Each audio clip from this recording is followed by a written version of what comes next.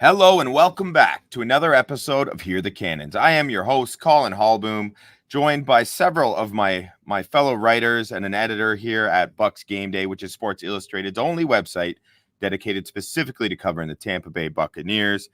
We got a whole bunch to get into today, and it's going to start with reliving off the top here what was a fantastic victory for the Tampa Bay Buccaneers to move to 2-0. They beat the Lions 20-16 in Detroit. They were able to exact some revenge from last year's playoff defeat in the divisional round. I was there in person representing BucsGameday, and it was awesome. So before we get into some of that and I get some of these guys' opinions on that, just want to remind everyone who is watching to please make sure you head over to YouTube and subscribe to the channel, like it, turn on notifications, all that good stuff. Helps us out so we can keep delivering the content that we have been and that we plan to continue to bring to you. Make sure you are rating and reviewing on your preferred audio podcast platforms, and follow us on Twitter. Check out our website daily. We got it all coming nonstop as it relates to the Tampa Bay Buccaneers. All right, boys. Caleb, I'm going to start off with you because that was an awesome game, and I want to know your thoughts specifically about Todd Bowles' masterful game plan. After the game, JC actually said it was his best, I believe, his best win as a head coach. But in terms of his game plan as a defensive coordinator, I want to hear about your thoughts on that and just the young players that stepped up in order to execute that game plan. Yeah. Well, kudos to JC for calling it out, but I'm sure every single Buccaneers fan out there that was watching the game or anything could give major kudos to Todd Bowles' head coaching job against the Detroit Lions. From a timeout perspective, especially, we've all seen how that is, been one of the talking points with him. But just the way the game was managed overall, very well done. I guarantee you, Liam had some say in that as well. Being on the offensive side of the ball, but specifically, you knew coming in that you were going to have to try and stop this lethal offense that Detroit has. Right? They've got 1,000,001 different players on the offensive side of the ball that can make an explosive play at any given time, whether that's Amon-Ra St. Brown, whether that's David Montgomery, whether that's Jahmyr Gibbs, Sam Laporta. You can keep going on and on. So being able to hold in check was, for the most part, great. They were able to get yardage through the air, which is fine. They were able to get yardage on the ground, but it was that bend, don't break attitude ultimately that won this game. And that is all kudos to Todd Bowles, right? This is Todd Bowles' defense. We've seen him kind of orchestrate this before, that bend, don't break attitude, and it has worked, and it has proven to work. And he just brings that scheme along again. So being able to stop the team and stop the Lions in particular in the red zone is a must. If you're going to have a chance to win that game, stopping them in the red zone was a must. They were able to, on 6 out of the 7 possessions, stop them from creating those scoring opportunities in the red zone, which is fantastic. A lot of that had to do, I think Todd Bowles had even mentioned it, with the gang tackling that was going on down there in the red zone. All these guys flying to the ball, whether it's KJ Britt, whether it's Christian Izien, who is playing that safety position, who I'll get into in a second. But they were all gang tackling, making good tackles when it mattered most, stepping up in those moments, creating 3rd down and 4th down opportunities for the Detroit Lions, which in retrospect puts that pressure on the offense to convert those. And so being able to get those stops, especially 2, I guess, turnover on downs there at the end of the game, which was absolutely huge for the Bucs being able to pull this one out, which is great. And then you're talking about the young guys stepping up. Obviously, the one that comes to everybody's mind is Christian Izien, the undrafted free agent out of Rutgers who played in the nickel last year for us. Now coming in this year, didn't know if he was going to get as much playing time in the nickel. Was seeing some playing time in nickel with Ty Key, the rookie, and then eventually with all the injuries that happened in game 1 with the Commanders, having to switch play outside corner, which he hasn't played since high school. And then this past game with Antoine Winfield Jr. being out, he stepped into that safety role very, very well, even came away with an interception. So ultimately, I think my biggest takeaway from the whole thing is, like, no matter who's absent in this, whether it's injury, no matter what it may be, that no matter who steps up into Todd Bowles' defense, they have a full understanding of what's going on, and they're going to be able to execute it to the best of their ability. And we saw what that looked like on Sunday against the Lions. And if you can say you did it up against an offense like Detroit has, then you can pretty much do that up against any offense around the league. You're right, and a lot of it comes down to that preparation, and some of that needs to be attributed to the players, but also to Todd Bowles as well. Having those guys ready to step up into roles they might not have expected, especially so early in the year. So I think there's credit that goes to everyone involved, and it sure was impressive, including guys like McCollum and Whitehead, who were just so dynamic on the back end of that defense. On the other side of the ball, JC, I mean, it was a major talking point throughout the game because everyone is watching. Aiden Hutchinson, dude, comes up with 3 sacks in the first quarter, just absolutely owning school. And ultimately, the Bucs, they weren't able to slow him down, and that seemed like a major concern. Yet, when the final seconds ticked off the clock, the Bucs won the game, despite Aiden. I believe he had 5 sacks in the game. He was credited with 4.5. There we go. So, regardless, it was an absurd number. How did the Bucs manage to overcome Luke Goedecke's absence? Well, they didn't at first. That first sack was actually on Cody. Aiden ran a cool little stunt and flipped around school and was able to get past Cody Moak. But the other 2, I'd say 2.5, were kind of on Justin School. And there was one play where Rashad White set the chip and School just needed to get deeper in his set and didn't. And Hutchinson just had his way with him. But the game plan wasn't necessarily to use a tight end to chip right away. They wanted to see if Justin School could kind of handle it. And once that became evident, that's why Cade Otton only had 1 target, 0 receptions. And he was utilized, and I thought he did very well as a blocker. A lot of people kind of look at Cade Otton and say, well, yeah, his blocking wasn't that good. But I thought it really started to come along towards the end of the season. And then you saw it. I think he really handled Hutchinson, did a great job kind of blocking him. And for everything School did and let up those sacks, once they kind of got him under control, he played a pretty well game, pretty decent game. And in fact, when you look at what Baker's been able to do, it's not just one player, it's the whole defensive line. Liam McNeil is one of the best nose tackle rushers in the league. He's he's got a very good prowess for getting after the quarterback, and he's shown that several years. DJ Reader, more of a run stuffer, but can certainly collapse the pocket as well. They got Derek Barnes, who can get in the backfield too. So, kudos to the rest of the line too. And if you look at what Baker's been able to do over the first 2 weeks, no one's had a cleaner pocket than him besides Aaron Rodgers. It's been a complete, total line buying in and into the system and into the scheme and doing their job and giving Baker a clean pocket, no matter who's coming after him. And last week there were some pretty good guys coming after him too, for the Washington Commanders. And when Baker's given that clean pocket, he's got the fourth best EPA in the league when passing, just behind Jalen Hurts, Sam Darnold, and Brock Purdy. So it's a whole team collaborative there, giving Baker that time and space. And of course, the guys like Houdini, he feels a little bit of pressure and he's doing some barrel rolls, spins, and getting out of there and creating plays, with his legs, as we saw that first down scramble and then design call for him to get into the end zone. But, it took a little bit of everybody. White, Chip, and Hutchinson. It took them realizing, hey, maybe School needs a little bit of help. Cade Otton over there. And again, Hutchinson had 4.5 sacks, but not many other players did much to get to Baker Mayfield. So, at the end of the day, you're rolling out your swing tackle, the guy who you hope you don't have out there for an extended period of time. It's not looking good for Luke Goedecke this week, who didn't practice. And if I had to bet my money on it, they're probably going to be without him again this week.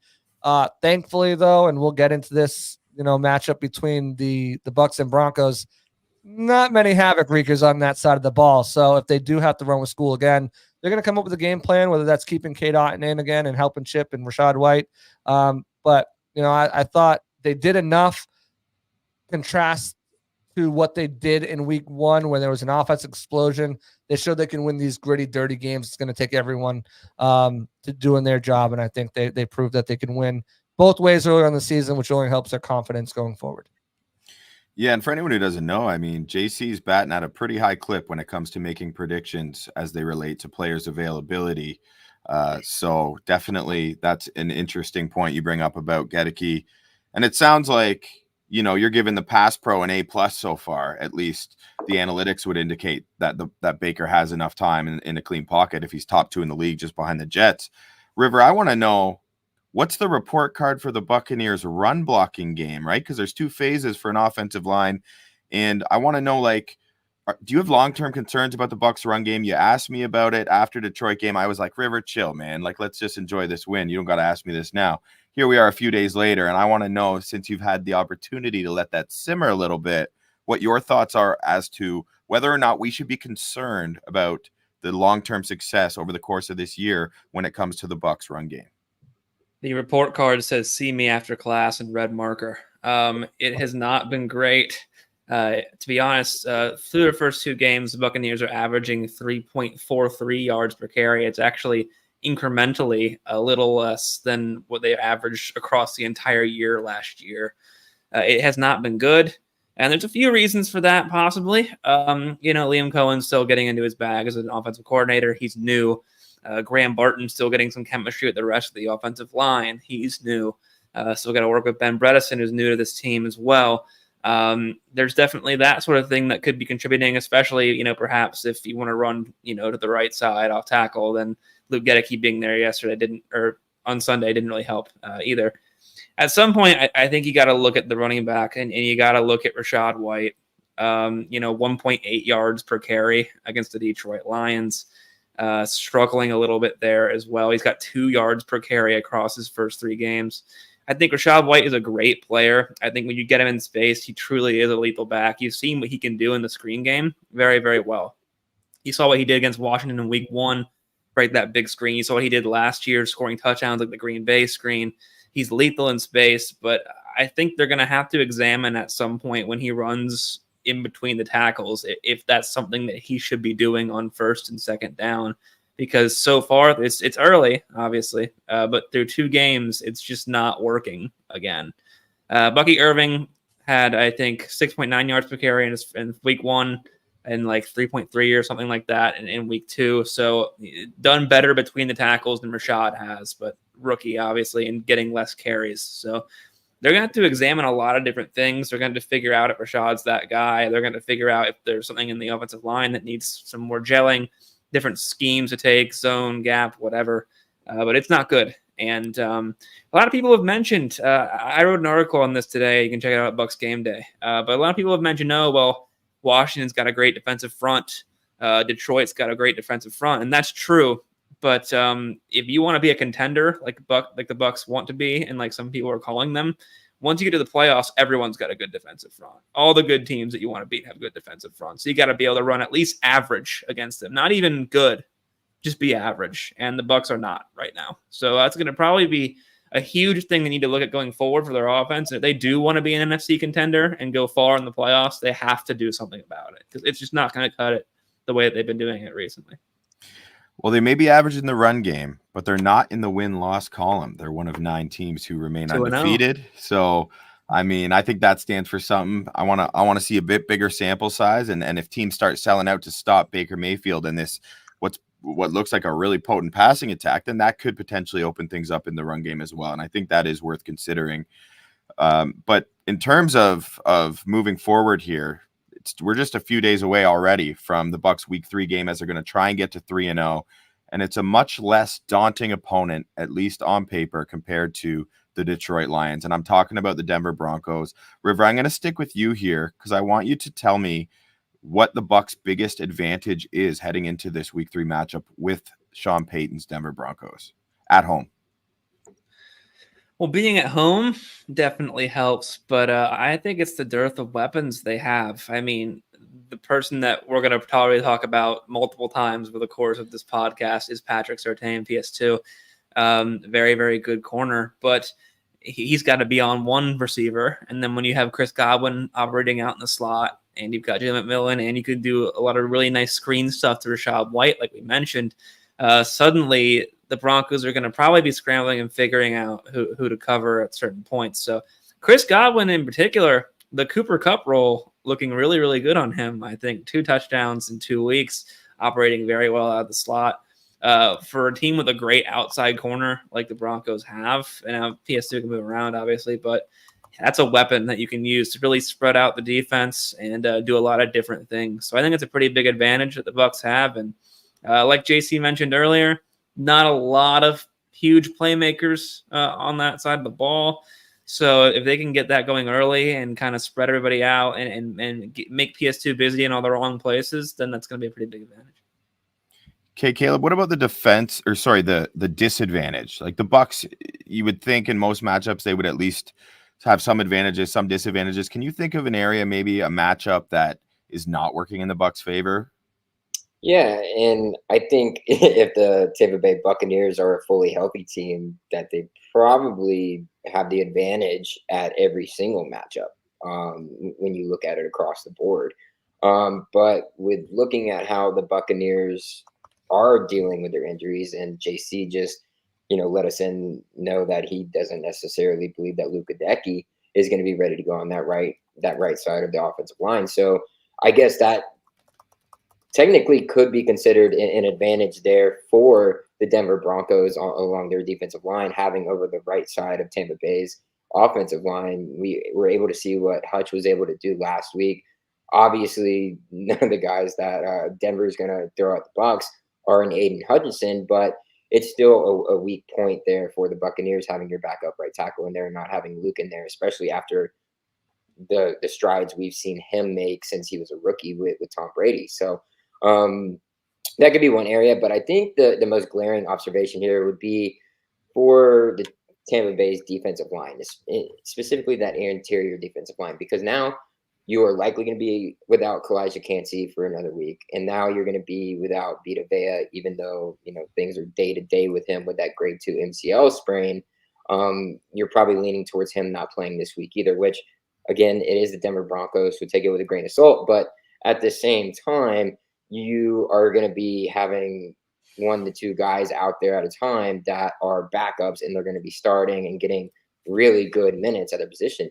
They held their own last week, which was great to see. But again, we failed to get really any pressures. I don't believe there were any sacks last week either. Maybe one that I was missing there, but we didn't see a whole lot of pressure. We saw Yaya get pressures here and there, but never came away with one himself either. So that has been a big emphasis since this offseason, has been able to get pressure on the quarterbacks, and it's still not happening up to this point. Some of that has to do with injury. And I think in this game, that ultimately is going to be what it comes down to, is that the Bucs are starting and rotating guys that are 2 or 3 deep in that interior defensive line group. And that'll be their disadvantage going up against the Broncos offensive line, which, albeit not probably the greatest in the league, and also going to be without Mike McGlinchey.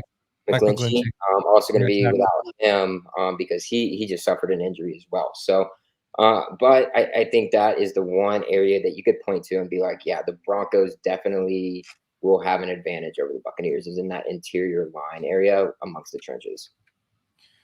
Now, I think for a lot of our viewers and listeners, I mean, unless they live in Denver or Oregon, they probably haven't watched much Broncos this year. Not exactly appointment viewing. And I say Oregon, of course, because Bo Nix played at Oregon for the last couple of seasons. So, JC, why don't you give us your observations of the Broncos offense? What can we expect to see from this Sean Payton-led offense with Bo Nix at the helm? Not too much. That's going to do it over here. No. Listen, I challenge the viewers right now to name someone other than the fantasy relevant players. Don't name me Bo Nix. Don't name me Javonte Williams. Don't name me Cortland Sutton. Challenge you to name me their starting tight end. Name me their starting offense. You can't, because this team is devoid of talent right now. I mentioned the 3 big ones: Nix, Javonte Williams, Cortland Sutton. Jaleel McLaughlin is someone who kind of stepped in and took over that backfield, and I drafted him in a couple leagues because I think he's going to take over for Javonte Williams. But Greg Dulcich is their tight end. It's not pretty over there. Josh Reynolds, I think, is their best player right now. He's leading the team with 183 yards in receiving. But when you look at what they've been able to do, it's been a rough go of it for Nix. He's in the league right now with 4 interceptions. He's got 384 total yards passing. As far as rushing goes, he's leading the team in rushing with 60 yards. Javonte Williams has just 40. Jaleel McLaughlin has 33. I mentioned Josh Reynolds, team leading 138 yards. Cortland Sutton, 64. Behind him is little Jordan Humphrey, But as a team, it gets worse. They're 7 of 30 on third down conversions, only 26 first downs. When you look at their total offensive yards passing, it's 192 yards between the two games average. That's not going to win you many games. And then it's not much better when they're running on the ground. It's only 81.5 yards they're averaging on the ground. Their turnover differential is -3. So they're not getting turnovers on the defensive side of the ball. And they're certainly throwing a lot of turnovers on the offensive side of the ball. And then they're letting the pressures. Nix has been sacked 4 times in 2 games. Well, that's not a boatload. It's the pressures that have really kind of gotten to him. And if you look at this offensive line, Garrett Bowles is the starter at left tackle, Ben Powers at guard, Luke Wattenberg at center, and Quinn Miners. I think a lot of us like Quinn Miners coming out. Same draft as Robert Haynes, used that small school gem, Whitewater, Wisconsin, wore the half shirts, just got paid this offseason. But and then as Caleb mentioned, Mike McGlinchey at right tackle, he's out. So now they have to go with Frank Crum, who's going to take his place. But Ben Powers struggled mightily last week against Pittsburgh's pass rush. He allowed 2 pressures, but was beaten an additional 6 times. He had a 26.8 PFF pass blocking grade, which was the 4th lowest among guards this week. Quinn Miners performed better in week 2 than he did week 1, but he still allowed 2 pressures on 44 pass plays, and it just wasn't pretty there.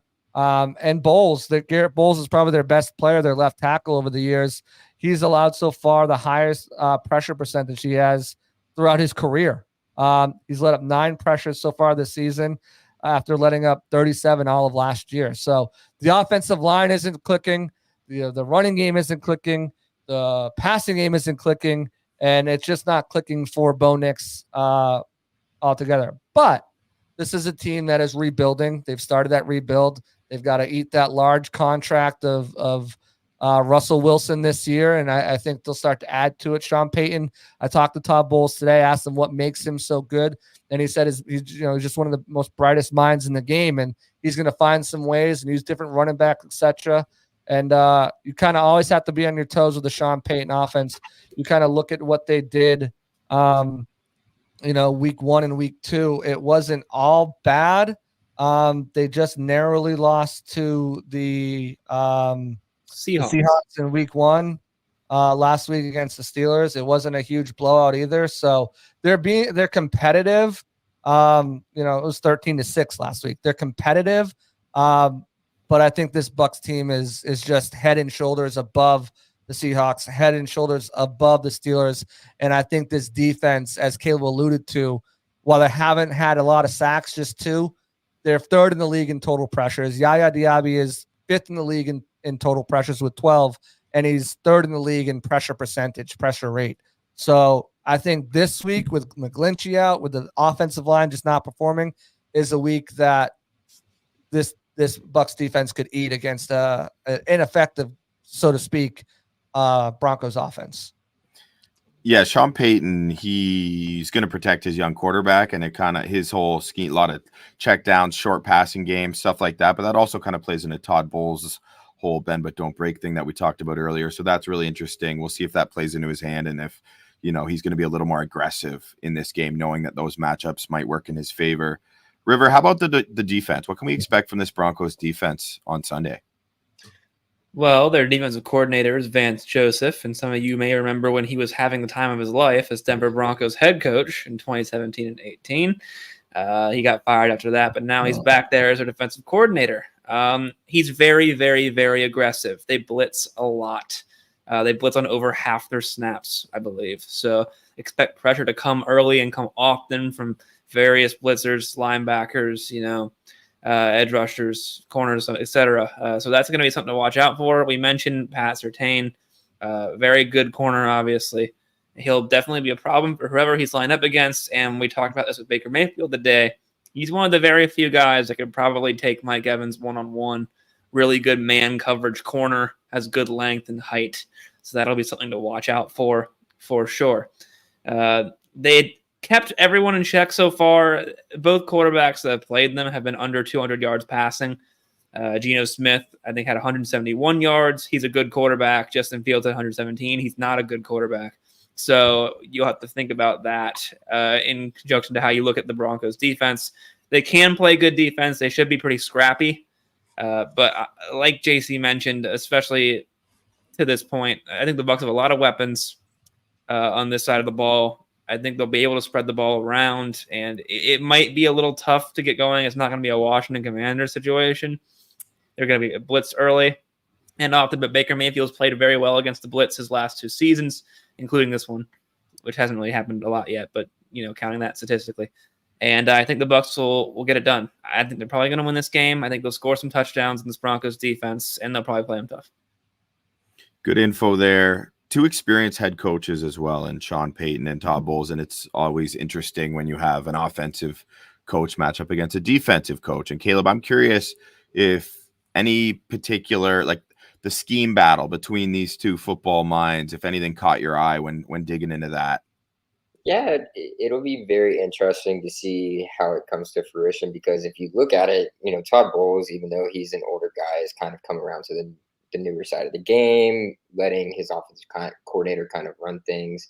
And then when you look at Sean Payton, it's kind of like, yeah, he's an older coach, but he's still running, kind of similar stuff he did when he was in New Orleans, which is kind of what we're going to break down. So kind of looking at, the Bucs offense versus the Bucs defense here, or the Broncos defense, excuse me. The Broncos defense likes to blitz a lot, as River had just mentioned. And they also like to play man-to-man coverage a whole lot.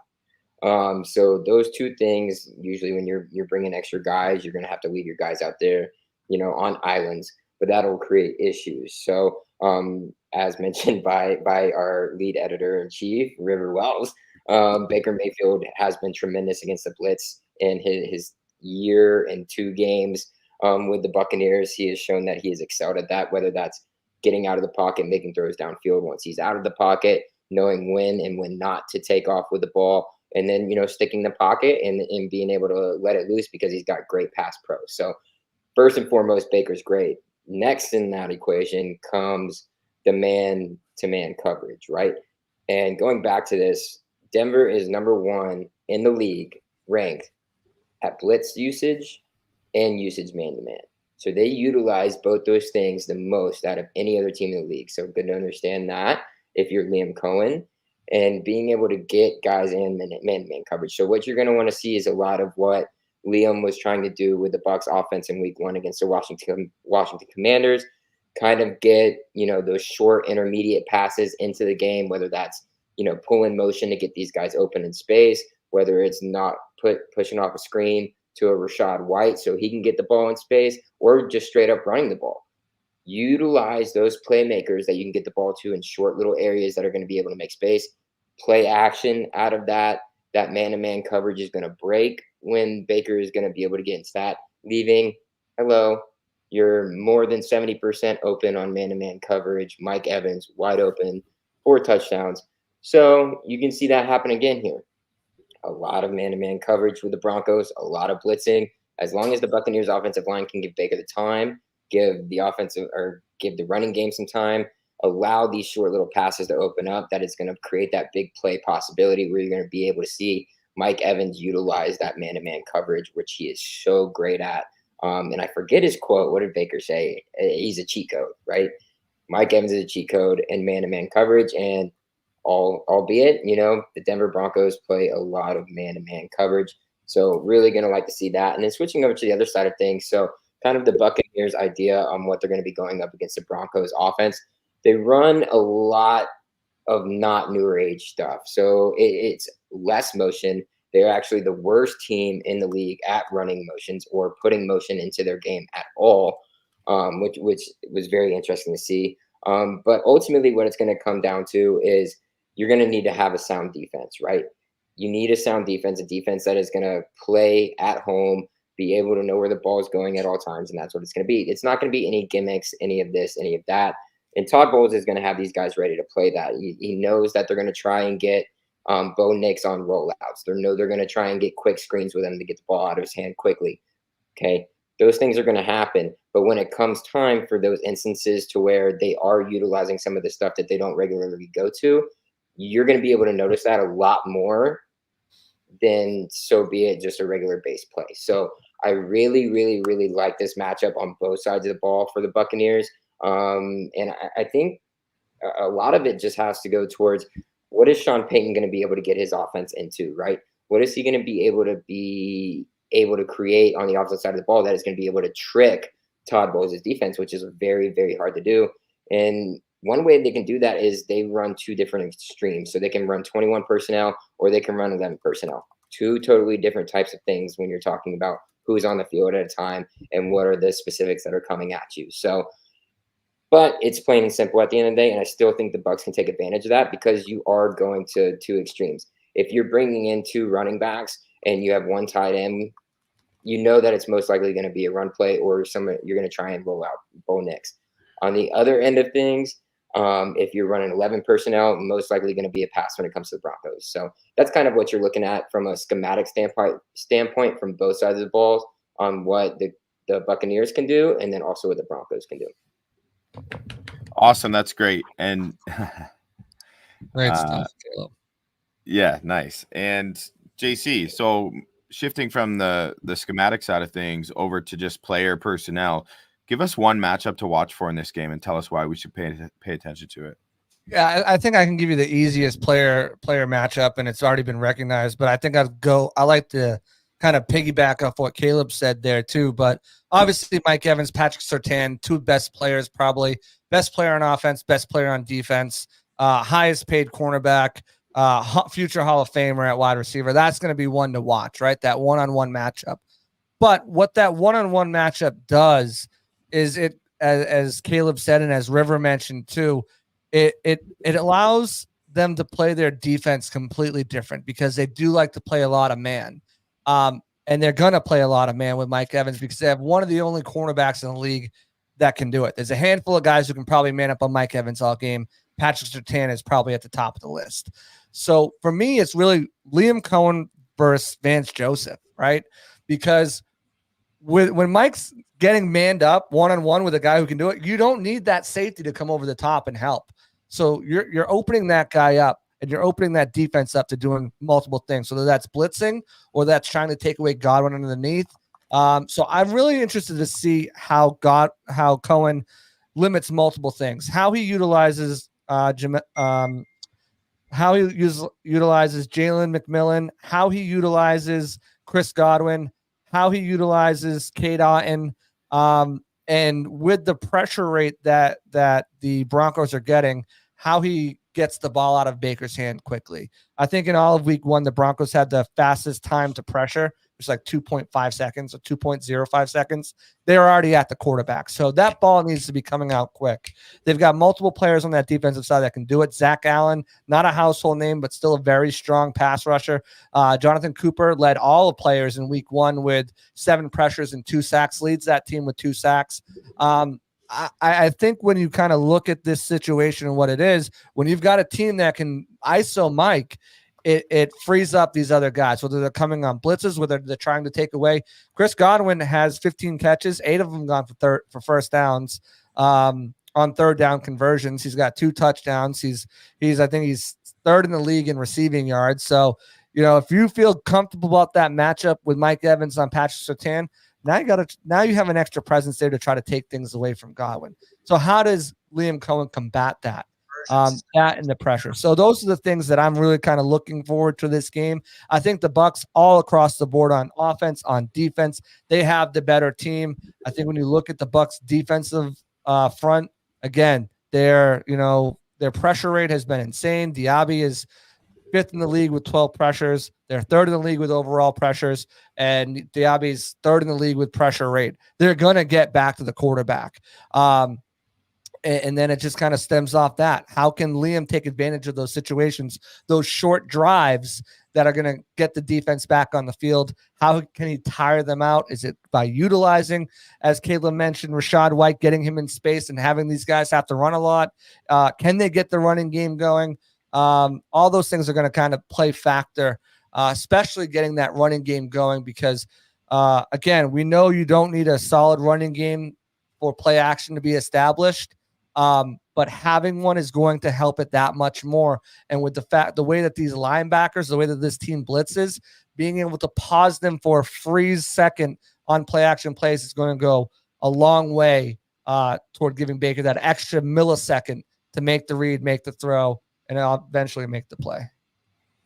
Awesome. Great stuff. And River, we got a comment I want to get to from YouTube. And if you're not watching us on YouTube, make sure you are, because we'll see those comments and we can respond to them on the fly if we have enough time. And this one from DE13, talking about some of the young guys, Servassier, Tyke Smith, Zion McCollum. He's saying they should definitely be in there for reps. I mean, they have been, that's for sure, but I imagine he means he wants to see them on the field more. Said Servassier was a missile, so keep him getting some reps. I mean, there's been a lot of talk about Servassier, understandably so. He had an incredibly efficient, highly productive game for the reps he was on there, and there's people talking about whether, he should be getting more, and that's what we're seeing right here. And then DE13 finished it up by saying Bucky and Sean, talking about Bucky Irving, the rookie, and Sean Tucker, second year back out of Syracuse, should be out there, and he wants to see Bucky get the screens.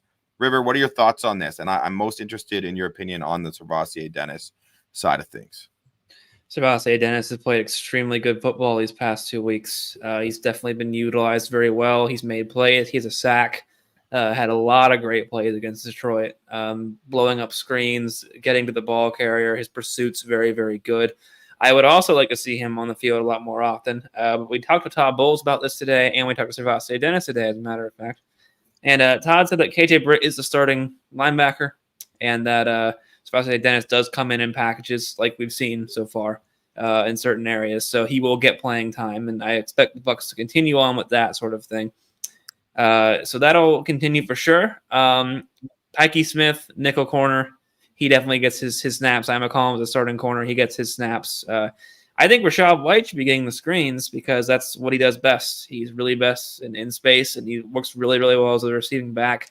So I think that's where he flourishes. In fact, if anything, I'd say let Bucky run between the tackles and go up the middle on your dives and pitches and whatnot. So very fun. I hope to see more Servassier. I think he will end up getting a lot of playing time. So we'll see how it goes. Awesome. Love that. Dennis' nickname, this is from Christopher Cole on YouTube, loyal viewer. Dennis's nickname should be the Great Eight. I want to. Sorry, JC. I should say, let's slow down there. It's been one really good game. Let's slow down. Yeah, maybe once he's named the starter. Two. One great game. One good game. Let's. He had slow his down. pack against the Commanders. He was flying around. Yeah. Let's pause the tape there. We'll see. Once he's named the starter, we can have that conversation. Which I think will be soon as next year. I said this on my show, and I've said this to a bunch of other people. Enjoy Levante while you have him. You said he's truly year to year. If Servassier keeps playing the way he does, and KJ is very quietly having a really strong season too, to start at least, I think he'd be really comfortable stepping away, knowing that the Bucs are in good hands if Servassier continues to develop. So just enjoy every second you have a Levante, David. All right. Well, we are just about out of time here. And before we do leave, I can't let you guys do so without giving us a score prediction for Sunday's game at Raymond James Stadium. The Buccaneers are favored by just over a touchdown at most books, -7.5. Caleb, what is your score prediction for this game, buddy? Oh, man. I'm going to spot first. All right. As the guy who probably gambles the most out of all of us, yeah, I don't know.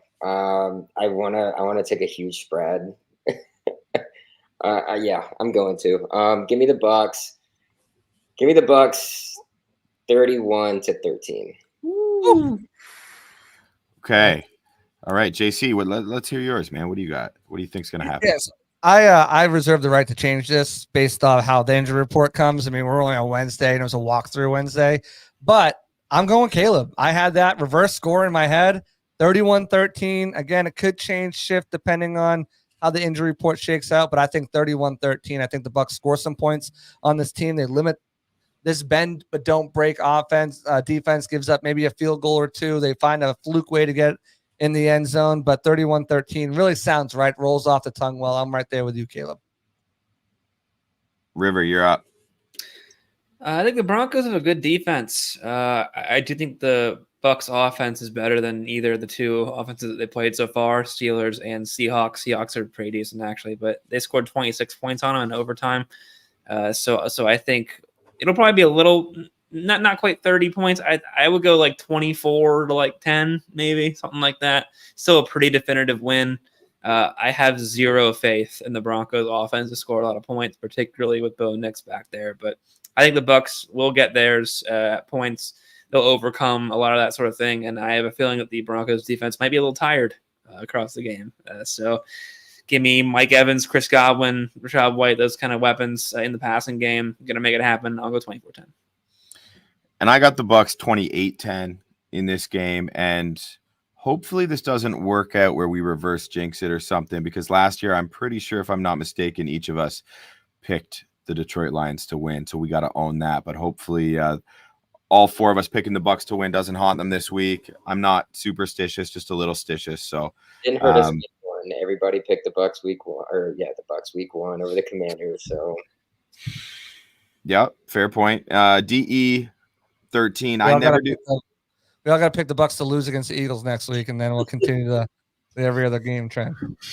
Yeah. From DE13 on YouTube, I never do score predictions, just win or lose, which is straight money line. Just like against the Lions, I picked the Bucs to win. I never bet against my team. Respect to you, DE13. That is loyalty. Hopefully Jason Light's watching. Maybe he'll send you a pair of tickets, get you out to a game. That'd be nice. Go Bucs. We're getting lots of good messages. Remember, folks, if you are joining us on YouTube, try and set that notification so you can hop in right at 8 when we hit the airwaves, so we can get these questions rolling right from the start, and we're able to get to a lot more of them. We usually try to keep our episodes between 30 and 40 minutes. So just a little heads up moving forward. Thank you to those of you who did join us, took some time out of your Wednesday evenings to discuss what was a massive win for the Bucs. Even though they're only 2-0, there's still work to do. We teed up the upcoming game with the Denver Broncos in week 3. Make sure you are checking BucsGameday.com to get all of your news and opinions related to the Tampa Bay Buccaneers. Please make sure you are liking, subscribing, turning on notifications for our YouTube channel. Follow us on Twitter. Definitely follow BucsGameday on Twitter at BucsGameday. And we'll see you next week on Wednesday at 8 p.m. Until then, go Bucs.